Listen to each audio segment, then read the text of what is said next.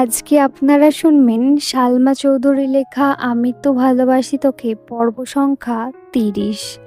কিছুক্ষণ হলো পরীক্ষা শেষ হয়েছে। এত পরীক্ষার্থীর ভিড়ে আবিরের দৃষ্টি খুঁজছে সেই কাঙ্ক্ষিত ব্যক্তিকে। অবশেষে চোখ পড়ে তার অষ্টাদশীর প্রাণে। দ্রুত পায়ে এগিয়ে আসছে, মুখে তার তৃপ্তির হাসি। খুশিতে জ্বলজ্বল করছে দুই আঁখি। এক নিমেষেই আবিরের দুশ্চিন্তা উধাও হয়ে গেছে। মেয়ে কাছাকাছি এসে খুশিতে গদগদ হয়ে বলল, আলহামদুলিল্লাহ, পরীক্ষা ভালো হয়েছে। সঙ্গে সঙ্গে প্রশস্ত হলো আবিরের দুই ওষ্ঠ। ঠান্ডা কণ্ঠে বলল, আলহামদুলিল্লাহ। বাসায় কল দিয়ে সবার সাথে কথা বলেছে। আবির মেঘের দিকে তাকিয়ে প্রশ্ন করল, এখন কি বাসায় যাবি? বাসায় যাওয়ার কথা শুনেই মেঘের মনটা খারাপ হয়ে গেছে। 24 ঘন্টা বাসায় থাকতে থাকতে বিরক্ত হয়ে গেছে। কোচিংয়ে যাওয়া বন্ধ হওয়ার পর শুধু একদিন ভাই বোনদের সাথে ঘুরতে বের হয়েছিল। সেই থেকে বলতে গেলেই ঘরবন্দি। মেঘের মন খারাপ দেখে আবির পুনরায় প্রশ্ন করল, ঘুরতে যাবি? সহসা মেঘ হাসি মুখে আবিরের দিকে তাকিয়েছে, কিন্তু হাসিটা কয়েক সেকেন্ডে গায়েব হয়ে গেছে। মনে পড়ে গেল কিছুদিন আগে খাতা পুরানোর ঘটনা। যার মনে মেঘের জন্য বিন্দুমাত্র জায়গা নেই, তার সাথে কথা বলায় বেমানান। ওনার নাম লেখাতে যেই মানুষটা কয়েক মিনিটের মধ্যে সম্পূর্ণ খাতা পুড়িয়ে ফেলেছেন, সেই মানুষটার থেকে দূরে থাকাই শ্রেয়। মেঘ মাথা নিচু করে উত্তর দিল, না, বাসায় চলে যাব। আবির কপাল কুঁচকে কেমন করে চেয়ে আছে। আবির খুব ভালো করেই বুঝতে পারছে তার অষ্টাদশী অভিমান করে আছে। আবির গম্ভীর কণ্ঠে বলল, আগে চল খেতে যাই, তোর জন্য তাড়াহুড়োতে সকালে না খেয়ে বের হয়েছি, খুব ক্ষুধা লাগছে। আজ শহর জুড়েই জ্যাম।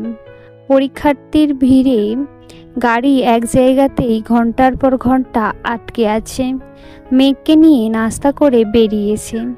1 ঘন্টায় বিশাল জ্যাম পেরিয়ে বাইক ছুটছে নিরুদ্দেশের পথে। মেঘ দুবার জিজ্ঞাসা করেছে, কোথায় যাচ্ছি? কিন্তু আবির কোনো উত্তর দেয়নি। ঘণ্টাখানেকের মধ্যে পৌঁছে গেছে এক অপরূপ সুন্দর জায়গায়। উত্তরা 15 নম্বর সেক্টরের সুপরিচিত সেই জায়গার নাম দিয়াবাড়ি। দিয়াবাড়ি সবসময় বেশ জনপ্রিয়, তবে শরৎকালে কাশফুলের শুভ্রতায় এই স্থানে মাধুর্যতা কয়েক গুণ বেড়ে যায়। আকাশের যেমন সাদা মেঘেরা ঘুরে বেড়াচ্ছে, তেমনি প্রকৃতি জুড়েও সাদার মেলা। মুগ্ধ আঁখিতে কাশফুল দেখছে মেঘ। কাশফুলের শুভ্রতায় মেঘের মন ফুরফুরে হয়ে গেছে। গুটি গুটি পায়ে এগিয়ে গিয়ে আলতো হাতে কাশফুল ছুঁয়ে দিচ্ছে। এদিকে আবির বাইকে হেলান দিয়ে দুর্ভদ্র দৃষ্টিতে তাকিয়ে সেই দৃশ্যই দেখছে। মুহূর্তেই আবিরের ঠোঁটের কোণে হাসির ঝলক দেখা গেল। আনমনেই বলে উঠল, মানুষ শুধু শরতে কাশফুলের মায়ায় পড়ে, অথচ আমি প্রতিদিন প্রতিক্ষণ শুধু তোর মায়ায় পড়ে থাকি। মেঘের মনে আনন্দের সীমা নেই। আনন্দ হবে নাই বা কেন? ঢাকা শহর থেকেও এত বছরে কোনোদিনও এই জায়গায় আসতে পারিনি। শুধু একবার নাম শুনেছে। বাবা কাকারা ব্যবসার কাছে এতই ব্যস্ত থাকেন যে সবাইকে নিয়ে ঘুরতে যাওয়ার সময় নেই কারোর। কাকামণি মাঝে মাঝে মেঘ, মিম আর আদিকে নিয়ে বের হলেও সেটা 3 মাসে একবার। অথচ আবির দেশে ফিরেছে সবেমাত্র 4 মাস হবে। এই অল্প সময়ে আবির মেঘকে নিয়ে ঢাকার আশেপাশে সব জায়গা ঘুরে ফেলেছে। অবশেষে আজ কাশফুলের রাজ্যেও নিয়ে আসছে। ভাবতেই পারছে না মেঘ। আবির মেঘকে বুঝতে না দিয়ে মেঘের বেশ কিছু ছবি তুলেছে। ফোন পকেটে রেখে কতগুলো কাশফুল একসাথে এনে মেঘের দিকে এগিয়ে দিয়ে বলল, তোর কিছু ছবি তুলে দিব? মেঘ আবিরের দিকে তাকিয়ে হেসে ফেলল। সেও মনে মনে ভাবছিল, মোবাইলটা নিয়ে আসলে ছবি তুলতে পারতাম। কিন্তু আবির ভাইকে এই কথা বলার সাহস পাচ্ছিল না। আবির মেঘের মনের কথা বলে ফেলেছে, তাই না চাইতেও মেঘ হেসে ফেলেছে। আবির কয়েকটা ছবি তুলে দিয়েছে। ছবিগুলো দেখে মনে স্বাভাবিক কণ্ঠে বলল, ধন্যবাদ। আমরা কি এখন চলে যাব? আবির ভ্রু কুঁচকে বলে উঠল, এত স্বার্থপর কেন তুই? মেঘ চোখ বড় বড় করে তাকিয়ে শুধালো, মানে? আবির বিরক্তির স্বরে বলল, এই যে এত কষ্ট করে এত দূর নিয়ে আসলাম তোকে, ছবিও তুলে দিলাম, একটাবার বলতে তো পারতি, দেন না আপনাকে দুটো ছবি তুলে দিই, বা একটা সেলফি অন্তত তুলি। যেই নিজের ছবি তোলা শেষ অমনি বাসায় জায়গা। স্বার্থপর একটা। আমি স্বার্থপর হলে আপনি হিটলার। মুখের ওপর মেঘ জবাব দিয়ে ফেলেছে।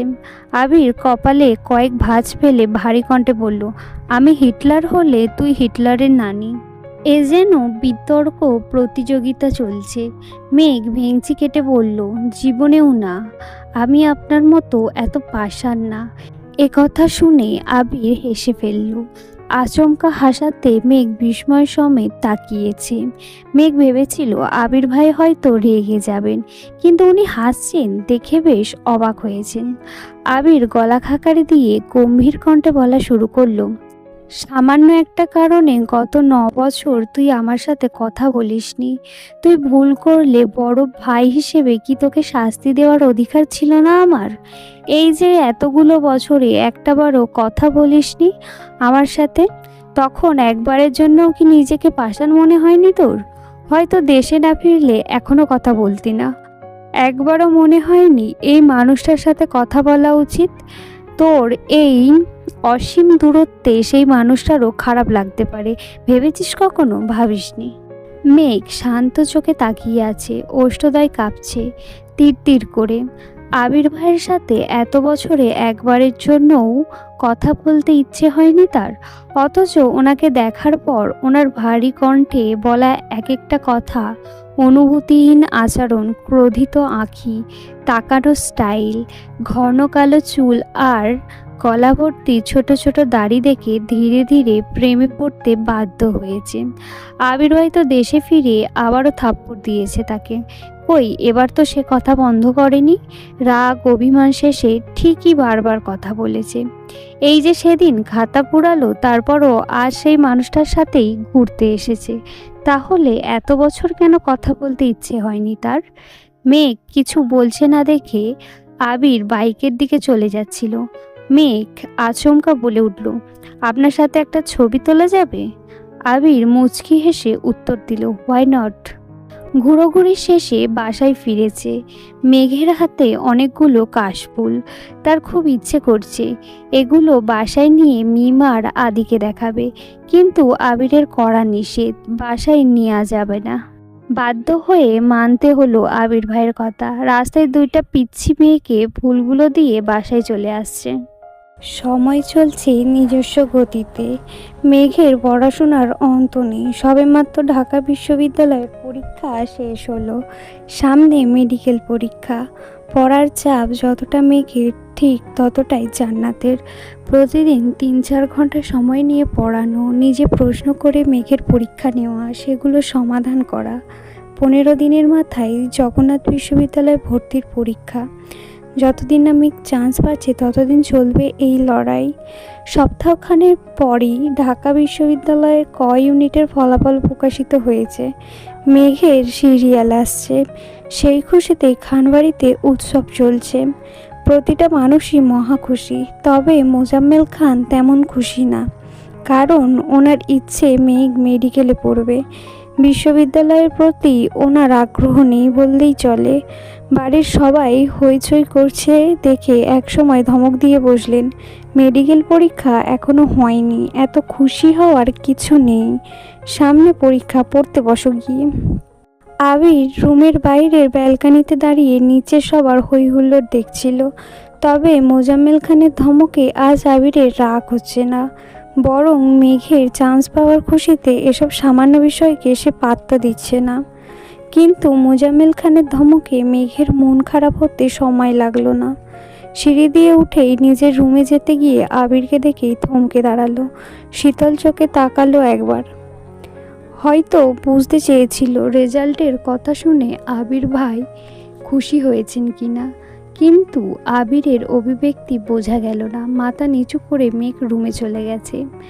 মেঘের পড়া যেমন থেমে নেই, তেমনই জান্নাত আপুও ছুটি নেই। কিছুদিন পর মেডিকেল ভর্তির পরীক্ষা দিল। এবার আর আবির নিয়ে যায়নি। মোজাম্মেল খান নিজে গাড়ি করে মেয়েকে নিয়ে গেছেন। পরীক্ষা যেমনই হয়েছে, রেজাল্টের অপেক্ষায় আছে সবাই। কিছুদিন পর একদিন আবির আর রাকিব অফিসের কাজ করছিল। হঠাৎ রাসেল ছুটে এসে উত্তেজিত কণ্ঠে বলল, "কী রে আবির, মেয়ে কি চান্স পাইছে?" আবির ল্যাপটপের দিকে তাকিয়ে থেকেই উত্তর দিল, ডিউতে হয়েছে, জগন্নাথে ওয়েটিং। কেন? রাসেল পুনরায় বলল, আরে ভার্সিটি না, মেডিকেলে চান্স পাইছে কিনা জিজ্ঞাসা করছি। আবির অবাক চোখে তাকিয়ে প্রশ্ন করলো, রেজাল্ট দিয়ে দিয়েছে নাকি? রাসেল সহসা উত্তর দিল, হ্যাঁ, মাত্রই দেখলাম, এই জন্যই তো তোকে জিজ্ঞাসা করতে আসছি। আবির তাড়াতাড়ি ফোন বের করে নেটের রেজাল্ট দেখলো। অকস্মাৎ আবিরের মুখটা মলিন হয়ে গেল। রাকিব জিজ্ঞেস করলো, কি হলো, চান্স পাইনি? আবির ভারী কণ্ঠে উত্তর দিল, সরকারিতে আসেনি, প্রাইভেটে পড়তে পারবে। আবির সঙ্গে সঙ্গে তানভীরকে কল দিয়েছে। তানভীর বাসায় নেই। আবির বসা থেকে উঠে রুমের মধ্যে পায়চারি শুরু করেছে। কি করবে বুঝতে পারছে না। বাসায় কি চলছে কে জানে। হঠাৎই মিমের কথা মনে পড়ল। তাড়াতাড়ি আকলিমা খানের নাম্বারে কল দিয়েছে। প্রথম কলটাই রিসিভ করলো মিম। মায়ের ফোন বেশিরভাগ সময় মিমের কাছেই থাকে। মিম আর আদি মিলে গেম খেলে। মিম কল রিসিভ করেই সালাম দিল। আবির সালামের উত্তর দিয়ে ভারী কণ্ঠে বলল, বাসার কি অবস্থা? মিম চিন্তিত স্বরে বলল, চাচু আপুকে বকতেছে, আম্মু আর মামনি মিলেও থামাতে পারছে না। আব্বু বড় আম্মু কেউ বাসায় নেই। আমাকে আর ভাইকেও ধমকে রুমে পাঠিয়ে দিয়েছে। আবির আর কিছু না বলেই কল কেটে দিয়েছে। তৎক্ষণাৎ বাড়ির উদ্দেশ্যে রওনা দিল। আবির সেই দিনই চাচুর মনের কথা বুঝেছিল। এই ঝামেলাটা হওয়াই ছিল, কিন্তু আজ রেজাল্ট দেবে এটা আবির জানে না। জানলে হয়তো আজ বাসা থেকে বেরই হতো না। বাইকের গতি বুঝিয়ে দিচ্ছে ভেতরে ভেতরে আবির কতটা ক্ষিপ্ত। বাসার গেটটা কোনো রকমে পেরিয়েই বাইক রেখে ছুটে গেল অন্দরমহলে। ড্রয়িং রুমে সোফায় বসে আছেন মোজাম্মেল খান। ওনার পাশে হালিমা খান স্বামীকে শান্ত করার চেষ্টা করছে। সিঁড়ির পাশে ভীত হয়ে দাঁড়িয়ে আছে মেঘ, চিবুক নেমে গলায় সঙ্গে মিশে আছে। কান্নার তোপে সামনের দিকের চুলগুলো ভেজা গালে লেপ্টে আছে। দৃষ্টি তার ফ্লোরের দিকে। আকলিমা খান রান্নাঘরে। ভাসুরকে থামানোর সাধ্য নেই বললেই সরে পড়েছে। আলী আহমেদ খান মালিয়া খানকে নিয়ে ডাক্তার দেখাতে গিয়েছিলেন, এখনও ফেরেননি। ইকবাল খান হয়তো কোনো কাজে বেরিয়েছেন। মোজাম্মেল খান তখনও রাগান্বিত কণ্ঠে বলেই যাচ্ছে, তোকে এত আদর ভালোবাসা দিয়ে কি হলো? সরকারি মেডিকেলে চান্সটাই পাসনি। কত গর্ব করে সবাইকে বলেছিলাম আমার মেয়ে মেডিকেল পড়বে। এখন আমি কোন মুখে বলবো যে আমার মেয়ে চান্স পায়নি? তোকে এতটুকু বলতে আবির উচ্চস্বরে বলে উঠল, এই মেঘ, রুমে যা। আচমকা আবিরের কণ্ঠ শুনে মেঘ কিছুটা কেঁপে উঠল। মোজাম্মেল খানও থেমে গেলেন। মেঘ মুখ তুলে আবিরের দিকে তাকিয়েছে। কাঁদতে কাঁদতে চোখ লাল করে ফেলেছে। মোজাম্মেল খান বাসায় ফেরার পর থেকেই মেঘকে বকেই যাচ্ছেন। ঘুরে ফিরে এক কথাই বারবার বলছেন, এত আদরে থেকে এত সুযোগ সুবিধা পেয়েও মেডিকেলে চান্স পাসনি।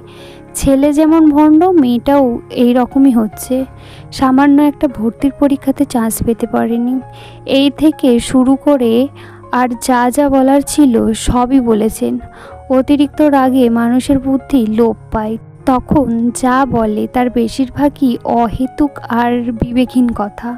মেঘ সিক্ত আঁকিতে আবিরের দিকে তাকিয়েই আছে। আবির নিরেট কণ্ঠে পুনরায় বলল, রুমে যেতে বলেছি তোকে। মেঘ মাথা নিচু করে ফেলেছে। বাবার দিকে তাকানোর সাহস পাচ্ছে না।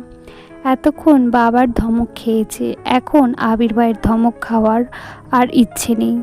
তাই ধীর পায়ে সিঁড়ি দিয়ে উঠতে লাগলো। আবির কয়েক কদম এগিয়ে সোফার কাছে এসে দাঁড়িয়ে মোজাম্মেল খানের দিকে তাকিয়ে গম্ভীর কণ্ঠে বলা শুরু করলো, যা হওয়ার তো হয়ে গেছে। এমন তো নয় যে মেঘ চেষ্টা করেনি, আর এমনটাও নয় যে সে পাস করেনি। আপনার যদি পড়ানোর ইচ্ছে থাকে তাহলে এত এত প্রাইভেট মেডিকেল কলেজ আছে, ওইখানের কোনোটাতে পড়াতে পারেন। মেঘ রুমে যেতে যেতে আবিরের কথাগুলো শুনছে।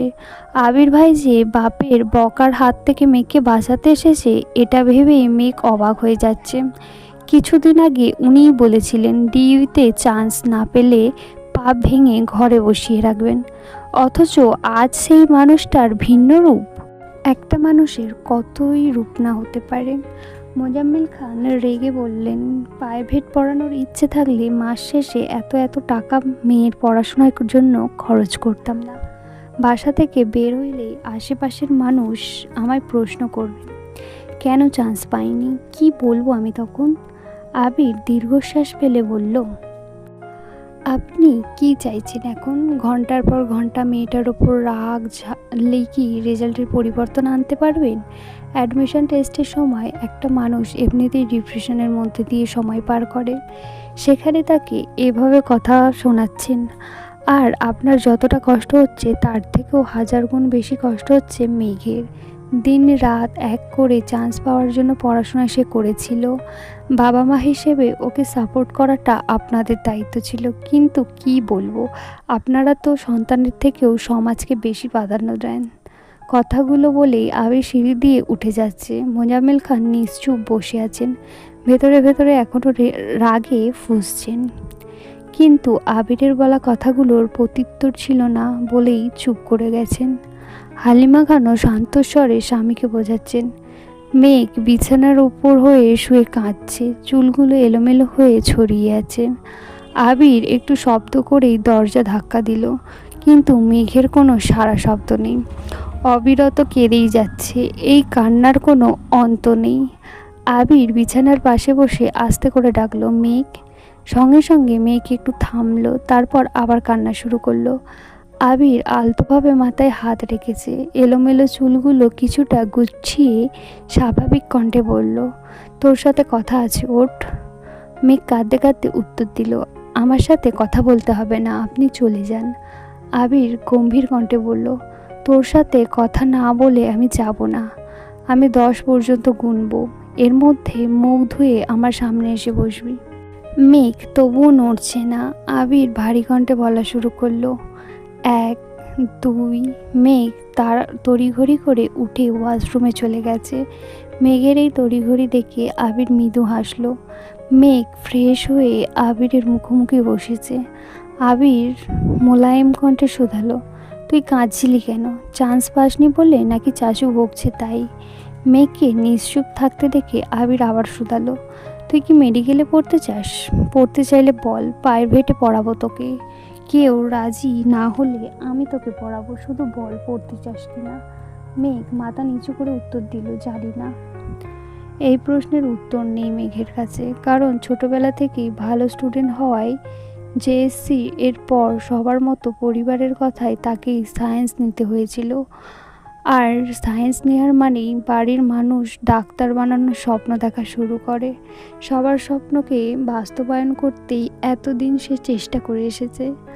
আবির সাহস ছেড়ে ভারী কণ্ঠে বলা শুরু করলো, দেখ, যদি এমন হয় ডাক্তার হওয়ার তোর একমাত্র লক্ষ্য, তুই মন প্রাণ দিয়ে চাস ডাক্তার হতে, তাহলে তুই প্রাইভেটে পড়তে পারিস। প্রাইভেট থেকে পড়েও প্রতি বছর হাজার হাজার ভালো ডাক্তার বের হচ্ছে। কিন্তু যদি মনে হয় ডাক্তার হওয়ার জন্য তোর একমাত্র স্বপ্ন নয়, তুই সায়েন্স নিয়েছিস আর আশেপাশের মানুষ চাইছে তুই ডাক্তার হ, শুধুমাত্র তাদের ইচ্ছে পূরণ করতে মনের বিরুদ্ধে তুই ডাক্তার হতে চাস, তাহলে আমি বলবো কোনো দরকার নেই। কারোর কথায় বা কারোর চাপে নিজের ইচ্ছেকে কখনোই মাটি চাপা দিবি না। তোর যেখানে পড়তে ইচ্ছা করে তুই সেখানেই পড়তে পারিস, কে কী বলবে সেটা আমি বুঝবো। মেঘ নির্বাক চোখে চেয়ে আছে আবির ভাইয়ের মুখের পানে। আবিরের বলা কথাগুলো শুনে মেঘের চোখ আবারও টলমল করছে। আর আব্বুও তো কথাগুলো এভাবে বলতে পারতো। আবির তপ্তস্বরে পুনরায় বলল, পৃথিবীর মানুষ কি ভাবছে তাতে আমার কিছু যায় আসে না, তোর ইচ্ছেটাই আমার কাছে সবচেয়ে মূল্যবান। দিন শেষে আমি তোর মুখের হাসি, মিষ্টি হাসি দেখতে চাই, কারোর কথাই নয়। নিজে সিদ্ধান্ত নিবি তুই কি চাস। আবার বলছি, তুই যা চাস তাই হবে। আবির চলে গেছে। আবিরের দেওয়া সান্ত্বনাতে আর কিছু হলো কি না জানা নেই, তবে মেঘের কান্না থেমে গেছে। দীর্ঘ সময়ের অশান্ত মন শান্ত হয়ে গেছে, তবে এখন নিচে যাওয়ার কোনো ইচ্ছে তার নেই। লাইট অফ করে শুয়ে শুয়ে ফোন চাপছিল। বন্যার সাথে কথা হয়নি। বন্যাকে দুবার কল দিয়েছে, কিন্তু কোনো খবর নেই। ফেসবুকে ঘুরতে ঘুরতে আবির ভাইয়ের একটা ছবি সামনে আসছে। এতদিন পড়াশোনার চাপে আবির ভাইয়ের আইডিটাও ঘুরে দেখা হয় না, তাই আজ সময় নিয়ে আইডিতে ঘুরতেছে। হঠাৎই চোখে পড়ল সামনে আবির ভাইয়ের জন্মদিন। মেঘ দিন গুনছে, আর মাত্র 3 দিন বাকি। কিভাবে কি করবে এসব ভাবতে ভাবতে রেজাল্টের চিন্তা মাথা থেকে চলেই গেছে। তারপর কখন যে ঘুমিয়ে পড়েছে কে জানে। কিছুক্ষণের মধ্যে মালিয়া খান, আলী আহমেদ খান বাসায় ফিরেছেন। মেঘের মন খারাপ শুনে দেখতেও গিয়েছিলেন, কিন্তু মেঘ ঘুমাচ্ছে দেখে ডাকেনি। ছোটবেলা থেকে মেঘের ঘুম অনেক গভীর, আর ঘুমের মধ্যে মেঘকে ডাকলে মাথা ব্যথা করে, তাই সচরাচর কেউই ডাকে না। কিছুক্ষণ পর আবির মায়ের রুমে গেছে। কিছুদিন যাবতই মালিয়া খানের প্রেশার বাড়তি, মাথা ভার হয়ে থাকে, চোখে ঝাপসা দেখছিলেন। আবির মায়ের কাছে কিছুক্ষণ বসে খাবার খাইয়ে তারপর ঔষধ খাইয়ে নিজের রুমে আসছে। এটুকু সময়ের মধ্যে আলী আহমেদ খান রুমে আসেননি, হয়তোবা 2 ভাই অন্য রুমে কথা বলছেন। ঘণ্টাখানিক পর তানভীর বাসায় ফিরেছে। আবিরের কাছ থেকে সবই শুনেছে। মেঘকে দেখতেও গিয়েছিল, কিন্তু লাইট অফ থেকে সেও ডাকেনি। রুমে বসে কি করবে বুঝতে পারছে না। তখনই বন্যার নাম্বার থেকে কল আসছে। তানভীর অবিশ্বাসের চোখে তাকিয়ে কলটা রিসিভ করলো। বন্যা বলল, আসসালামু আলাইকুম। তানভীর উত্তর দিল, ওয়ালাইকুম আসসালাম। বন্যা চিন্তিত কণ্ঠে শুধালো, আপনি কি বাসায়? মেঘ কোথায় বলতে পারবেন? এতগুলো কল দিচ্ছি, রিসিভ করছে না, তো তাই বাধ্য হয়ে আপনাকে কল দিলাম। তানভীর স্বাভাবিক কণ্ঠে জবাব দিল, আমি বাসায়, বনু তো ঘুমাচ্ছে, মনে হয় ফোন সাইলেন্ট করা। বন্যা আবার প্রশ্ন করলো, মেঘের কি সরকারিতে চান্স হয়েছে? তানভীর স্বাভাবিক কণ্ঠে উত্তর দিল, না, প্রাইভেটে। তোমার? বন্যা মন খারাপ করে বলল, আমারও। তানভীর ধীর কণ্ঠে বলল, চিন্তা করো না, যা হবে ভালোই হবে। ডিউইতে তো তোমারও চান্স হচ্ছে না শুনলাম। বনুরে বুঝাইয়া দুজনেই ভর্তি হতে পারো। হয়তো আল্লাহ চাচ্ছেন 2 বান্ধবী একসাথে থাকো। বন্যা মৃদু হেসে উত্তর দিল, হয়তোবা, দোয়া করবেন। আল্লাহ হাফিজ। তানভীরও আল্লাহ হাফিজ বলে ফোন রেখে দিয়েছেন। আজকের গল্পটা এতটুকুই। আপনাদের কাছে গল্পটি কেমন লাগছে সেটা কমেন্টের মাধ্যমে জানাবেন। আর যদি ভালো লেগে থাকে তাহলে আপনাদের বন্ধুদের সাথেও শেয়ার করবেন, আর অবশ্যই চ্যানেলটা সাবস্ক্রাইব করবেন। ধন্যবাদ।